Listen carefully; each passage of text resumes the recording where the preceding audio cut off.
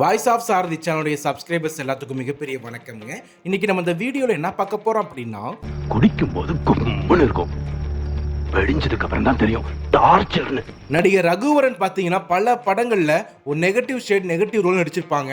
நிஜ லைஃப்ல ஒரு கெட்டவன் ஒரு ரவுடி எப்படி இருப்பானோ அதை அப்படியே ஸ்க்ரீன்ல வந்து தத்ரூபம் நடிச்சிருப்பார்ல. ஆனா இவருக்கு இன்னொரு சைடு இருக்குங்க. பாசிட்டிவ் ரோல்ல இவர் பண்ணக்கூடிய கதாபாத்திரங்கள் பார்த்தீங்கன்னா நம்ம மனசுல இன்னைக்கு வரைக்கும் அழுத்தமா பதிஞ்சிருக்கும். இந்த உலகத்துல நம்ம சிரிக்கும் போது எல்லாரும் சிரிப்பாங்க, ஆனா அழும் போது தனியா தான் அழணும். அதுல சில படங்களை பார்க்கலாங்க. ஃபர்ஸ்ட் லவ் டுடே, இதுல விஜய்க்கு அப்பாவும் நடிச்சிருப்பாங்க. இந்த கதாபாத்திரம் எப்படி இருக்குன்னா, நிஜ லைஃப்ல இந்த மாதிரி ஒரு அப்பா நமக்கு இருந்தா எப்படி இருக்கும் இல்லையா, நம்ம அப்பா இவர மாதிரி இருந்தா நல்லா இருக்குல்ல, அந்த மாதிரி ஏங்க வச்சிருப்பாங்க. தன்னோட பையனுடைய உணர்வுகளை மதிக்கிறதா இருக்கட்டும், அவனுடைய லவ்வை வந்து அக்செப்ட் பண்றதா இருக்கட்டும், அது எது சரி எது தப்பு, இந்த மாதிரி பல விஷயங்களை இந்த படத்துல கொண்டு வந்திருப்பாங்க. பஸ் ஸ்டாண்ட் செவுத்துல உட்கார்ந்து பண்ற விஷயங்கள்லாம் ரொம்ப நாளைக்கு ஒர்க் அவுட் ஆகாது. முகவரி, இதுல அஜித்துக்கு அண்ணனா நடிச்சிருப்பாரு.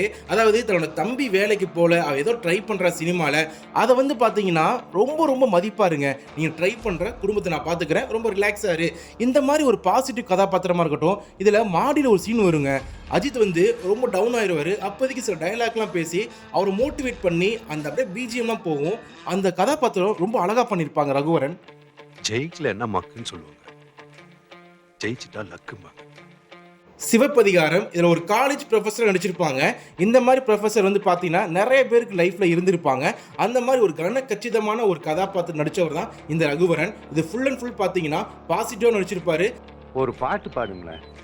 பாட்டு ரன், இதில் மாதவனுக்கு ஒரு மாமா கேரக்டர் அக்காவோட புருஷன் நடிச்சிருப்பாரு.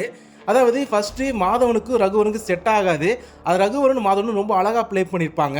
ஒரு சில கட்டத்தில் அந்த மச்சா மாமா வந்து பேசுகிறதா இருக்கட்டும், ஒரு கட்டத்தில் வந்து ரெண்டு பேர் பார்க்குறதா இருக்கட்டும், அந்த மாமாங்கிற கதாபாத்திரம் நிஜ லைஃப்பில் கண்டிப்பாக சில பேரில் நீங்கள் இந்த மாதிரி ஒரு கதாபாத்திரம் உங்கள் லைஃப்லையும் உங்கள் வீட்டில் இருந்திருப்பாங்கல்ல, அந்த கதாபாத்திரம் அந்த ரோல் தான் ப்ளே பண்ணவருங்க. ரொம்ப பாசிட்டிவாகவும் இருக்கும். கடைசியில் சில டைலாக்லாம் சொல்லி அவரை மோட்டிவேட் பண்ணி அந்த பொண்ணை தூக்கிட்டு வர சொல்லுவார். அந்த சீன்லாம் பார்த்தீங்கன்னா அப்படி இருக்குங்க. இது பாரு, நாய் கூட ஓடுறவனை தான் துரத்தும், நீ திரும்பி நின்று அதை பார்த்தினா அதை ஓட ஆரம்பிச்சிடும். திருமலை, இதை வந்து பார்த்தீங்கன்னா ஒரு அழகான ஒரு ஹஸ்பண்ட் ஒய்ஃபும் நடிச்சிருப்பாங்க, கௌசல்யாவும் ரகுவரனும். அதாவது ஒரு மூணாவது மனுஷன் நம்ம லைஃப்பில் வந்து பார்த்தீங்கன்னா ஒரு தேர்ட் பர்சன் வந்து பார்த்தீங்கன்னா நம்ம லைஃப்பில் முக்கியமான ஒருத்தவங்க அமைவாங்களே, அந்த மாதிரி தான் விஜய்க்கு வந்து சொந்த பந்தம் அம்மா அப்பா கிடையாது, ஒரு மூணாவது மனுஷன் இருப்பார் ரகுவரன். அவர் வந்து விஜய்க்கு ஒரு அண்ணன் மாதிரியும் ஒரு சகோதரர் மாதிரி பார்த்து நடிச்சிருப்பாங்க. அந்த கதாபாத்திரம் பார்த்தீங்கன்னா படம் பார்க்கும்போதே அது தனியாக தெரியுங்க. அந்த ஹஸ்பண்ட் ஒய்ஃப் கௌசல்யாவும் ரகுவரன் தனியாக தெரியுவாங்க. அதில் விஜய்க்கும் ரகுவரனுக்கு ஒரு கெமிஸ்ட்ரியும் அப்படி இருக்குங்க. உனக்கு என்ன மாதிரி ஒரு அண்ணன் இருந்தா சாப்பிட மாட்டேன். யாரடி நீ மோகினி, ரகுவரன் நடித்த பாசிட்டிவ் ரோலில் ஒன் ஆஃப் த பெஸ்ட்னா அது இந்த படம் தாங்க. இதில் உள்ள அப்பா கேரக்டரு நடிக்கலை, கண்டிப்பாக வாழ்ந்திருப்பார். எல்லா லைஃப்லையுமே கண்டிப்பாக நம்ம அப்பாவை நினச்சி பார்த்துருப்போம் இந்த ரோல் ப்ளே பண்ணும்போது. ஏன்னா ஃபஸ்ட்டு பையன்கிட்ட கண்டிப்பாக இருப்பார், பாசத்தை வெளிக்காட்ட மாட்டார், திட்டிக்கிட்டே இருப்பார். அதே நேரத்தில் காசும் கொடுப்பாருங்க, வேலைக்கு போகிறதுக்கு உத்வேகமாகவும் இருப்பார். பையனுக்கு பைக் வாங்கி கொடுக்குறதா இருக்கட்டும், அந்த மாதிரி சின்ன சீன்லாம் ரொம்ப அழகாக இருக்கும். இவர் இந்த படத்தில் ஒரு சீனில் மரணம் அடைவார். அந்த சீனில் கண்டிப்பாக எல்லாருமே நம்ம கண்டிப்பாக கஷ்டப்பட்டிருப்போங்க. பிச்சுக்கிட்டு போக வருது, அப்பா மேல அவ்வளவு பாசம் வச்சிருக்கேன். ஏன்னா படத்தில் அப்படி நடிச்சிருப்பாங்க. தமிழ் சினிமாவில் எத்தனையோ அப்பா பையன் படங்கள் நிறைய வந்திருக்கலாங்க. ஆனால் யாரடி நீ மோகினி தனி ஒரு கேட்டகரி தாங்க. என்ன வயசாயிடுச்சு நினைச்சா?